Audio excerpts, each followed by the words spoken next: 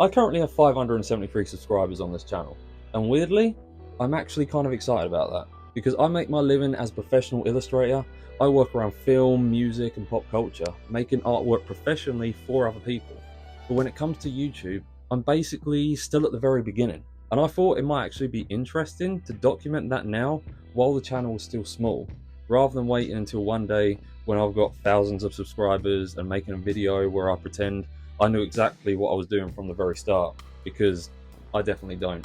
I've had this channel for a while now, but recently I've started taking it much more seriously.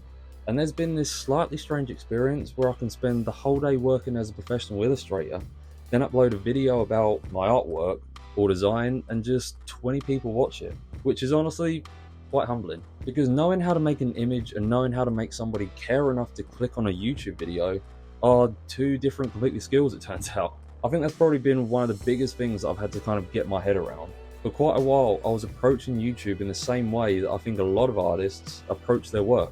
I'd make something that I thought was good or useful enough, put it out there, and assume that if the quality was there, people would eventually find it. But obviously, that's not how this whole YouTube thing actually works. There have been videos recently that I've spent hours making that have gone absolutely nowhere. You record it, edit it, make the thumbnail, upload it, and then spend the next day watching the views barely move. It is frustrating, especially when you know how much work went into it. But I've also started seeing kind of the opposite happen. I made a video recently about the new X-Men costumes, and that one started getting picked up much more than most of the other videos that I've been uploading. And what interested me wasn't really just that it got more views, it was why people seemed interested in it in the first place. I wasn't just talking about X-Men news, I was looking at these costumes through the way I would naturally look at them as an illustrator. Why does Cyclops still need certain visual elements to still feel like Cyclops? And why does Storm's silhouette matter so much? And how far can we push comic accuracy before it stops feeling believable on an actual person? That kind of thing. And I realised pretty quickly that this is probably much closer to what people actually want from this channel. And I don't really want to be sitting here making generic art videos every week, because there's already plenty of people on YouTube doing that. And more importantly, I don't think that's the most interesting version of what I can offer from this channel. I'd much rather take something people already care about, Spider-Man, Wolverine, a film poster, a video game, really whatever captures my attention, and look at it the way I would naturally be looking at it while I'm working. Why does this design feel right? And why does another one feel slightly off, even though you can't immediately explain what's wrong with it? What is the artist actually doing to kind of guide your eye through this piece? That's the stuff that I find interesting.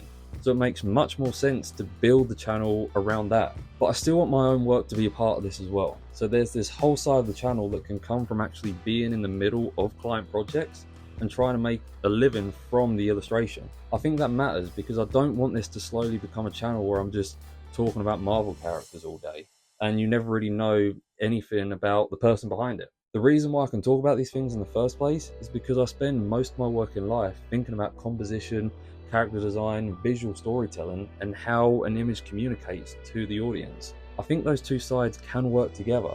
But I've also realized that having professional experience doesn't automatically mean anybody owes me an audience. I still have to build that. And right now, the audience is at 573 people, I believe. Obviously, the next milestone is 1,000, and I would love to get there. But I don't really want this to turn into me sitting here asking people to subscribe just because I want to see a bigger number on screen. I'd rather make the channel good enough that people actually want to stay and listen to what I have to say. So over the next few months, I'm basically going to be experimenting a lot. You'll probably see a lot more short visual breakdowns, some deeper videos when a subject kind of deserves it, more of my own projects, and occasionally videos like this where I can just talk about what's happening with the channel and whether any of this is actually working. If something completely fails, I'll probably talk about that as well, because I think that's actually more interesting than only showing the bit where everything worked. And that's probably why I wanted to make this video in the first place. And if the channel does grow, I think it'll be quite nice having this to look back on and see where it kind of all started, with 573 subscribers. That's where it is today. And some of the people watching this will genuinely have been here from the very start, before anyone really knew this channel existed. There's something I kind of really like about that. As an artist, you spend a lot of time showing people finished things.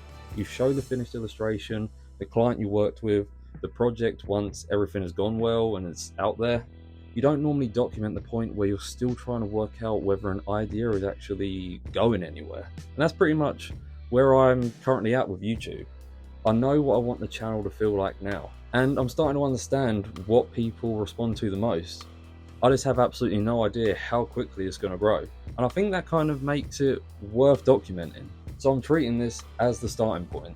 573 subscribers today. The first target is 1,000, and then we'll kind of see where it goes beyond that point. Now, if you found me through one of my Marvel videos, or one of my drawing videos, or a poster breakdown, or something completely different, and you like seeing this stuff through an illustrator's perspective, then please stick around, because I'm genuinely curious to see what this channel looks like a year from now. And hopefully, at some point, we can come back to this video, look at the 573 subscribers that we currently have, and realize that was actually just the very beginning. And as always, thank you so much for watching, and I'll see you in the next one.